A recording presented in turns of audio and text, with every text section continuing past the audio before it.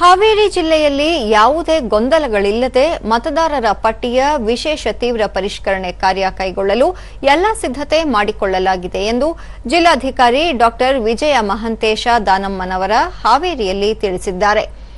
ಜಿಲ್ಲೆಯಲ್ಲಿ 13,25,000 ಮತದಾರರಿದ್ದು ಎಲ್ಲರನ್ನೂ ವಿಶೇಷ ಪರಿಷ್ಕರಣೆಗೆ ಒಳಪಡಿಸಲಾಗುವುದು.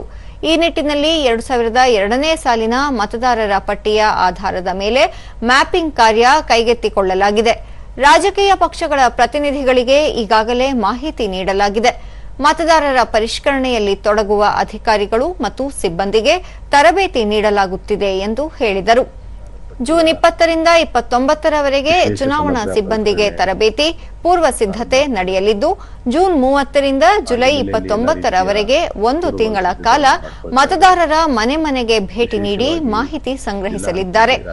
ಆಗಸ್ಟ್ 5ಕ್ಕೆ ಮತದಾರರ ಕರಡು ಪಟ್ಟಿ ಪ್ರಕಟಿಸಲಿದ್ದು, ಸೆಪ್ಟೆಂಬರ್ 4ರವರೆಗೆ ಆಕ್ಷೇಪಣೆ ಸಲ್ಲಿಸಲು ಅವಕಾಶ ಕಲ್ಪಿಸಲಾಗಿದೆ.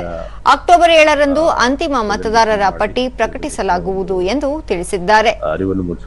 ನಾವು ಮಾಡಿದ್ದೇವೆ. ಅದ್ರ ಜೊತೆಗೆ ಈಗಾಗಲೇ ಜಿಲ್ಲಾ ಚುನಾವಣಾಧಿಕಾರಿ ಇರ್ಬೋದು ಮತ್ತು ನಮ್ಮ ಮತ ನೋಂದಣಾಧಿಕಾರಿಗಳಿದ್ದಾರೆ, ಅವ್ರಿಗೂ ಸಹ ಈಗಾಗಲೇ ತರಬೇತಿ ಆಗಿದೆ.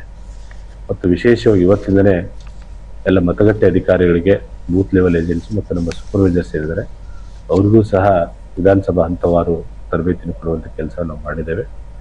ಜಿಲ್ಲೆಯಲ್ಲಿ ಸುಮಾರು 13,25,000 ಮತದಾರರಿದ್ದಾರೆ. ಅವರೆಲ್ಲರನ್ನೂ ಸಹ ಈ ಒಂದು ವಿಶೇಷ ಸಮಗ್ರ ಪರಿಷ್ಕರಣೆ ಏನು ನಡೀತದೆ ಪಟ್ಟಿಗೆ ಒಳಪಡ್ತಾರೆ. ಈಗಾಗಲೇ ನಾವು ಪೂರ್ವವಾಗಿ 2002ರ ಮತದಾರ ಪಟ್ಟಿ ಜೊತೆಗೆ ಮ್ಯಾಪಿಂಗ್ ಮಾಡುವಂಥ ಕೆಲಸನೂ ಮಾಡಿದ್ದೇವೆ. ಇದು ಈಗಾಗಲೇ ಸುಮಾರು 93% ನಾವು ಮುಟ್ಟಿದ್ದೇವೆ.